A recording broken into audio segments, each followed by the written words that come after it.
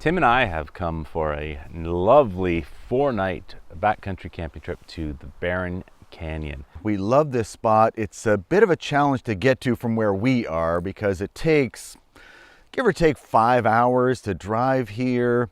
And it's a bit of a paddle too. It's not a horrible paddle, but it was so stinking hot when we got here.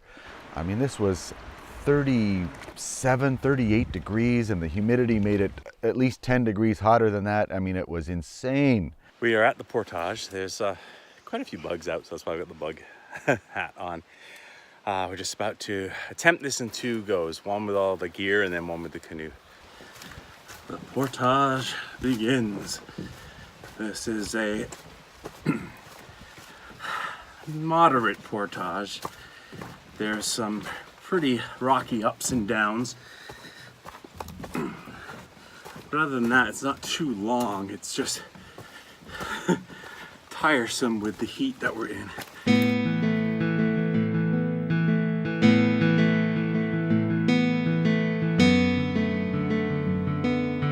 So as soon as we get here, okay, let's set up some shelter and do some stuff, go for a swim. And it was one of the weirdest things to jump in and barely get cooled off because the top of the water was so warm, it wasn't even refreshing. You had to dive down quite a bit to actually get cooled off. So it was kind of funny. The video on this trip is going to be a little bit shorter, a little bit different than the previous 2 Men in a Canoe videos.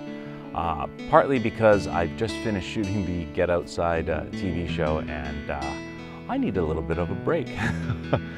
But also because the weather, it's just been so hot and I wanted to just relax. So this is a 2 Men in a Canoe light.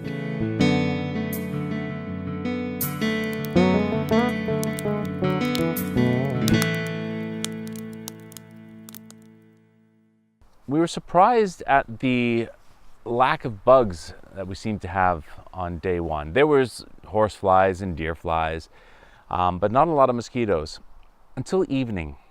In the middle of the night, I got up. I needed to pee.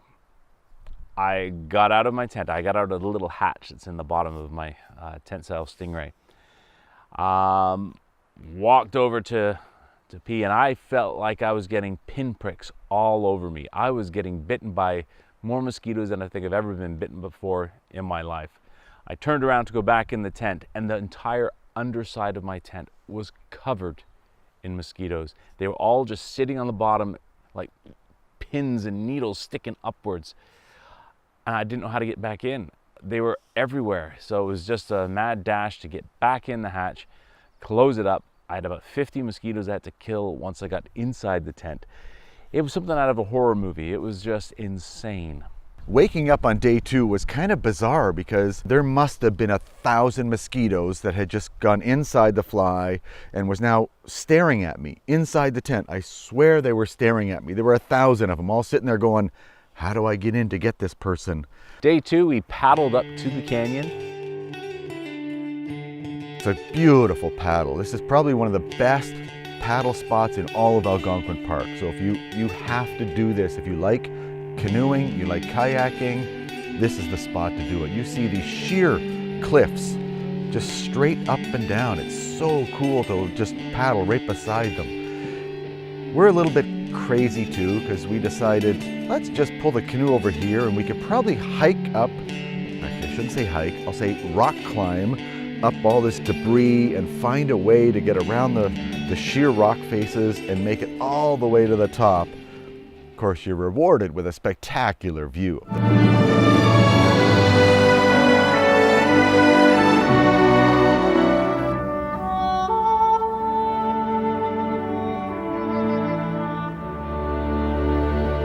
Well, we're on top of the Barron Canyon looking down. Our canoe is just down there.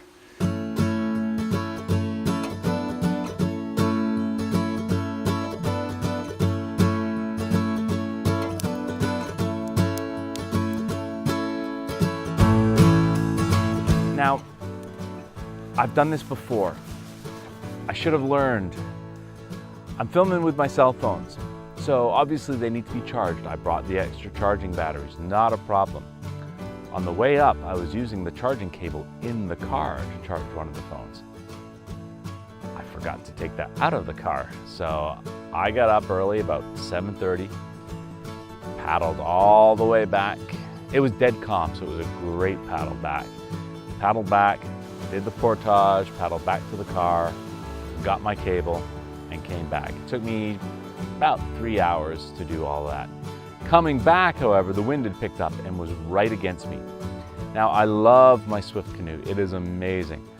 But with one person in it and very little load, when the wind is against you, it's like a sail. If you get the wind catching you, you can use it to your advantage for a little while and just keep paddling one side, but if it gets you around too far, you're gone. You're just spun right around and you have a heck of a time getting it turned back around to face the wind.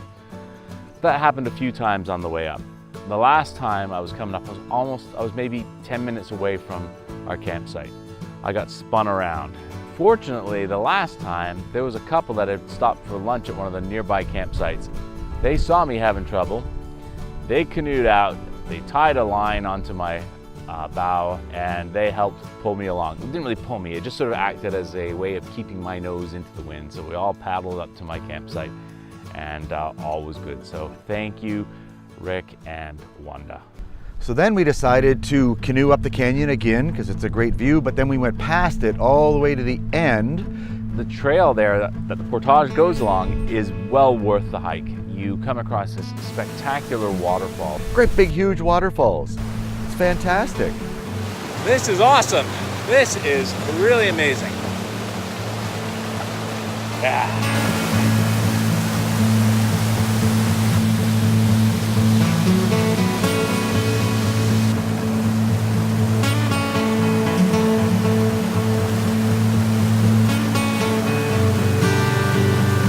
Our last day here, we're just making it a lazy day. We're lounging about a lot. Lots of swimming. I don't think I've ever been in the water as much as I have on this trip. I think 4 times a day is about the way it's been.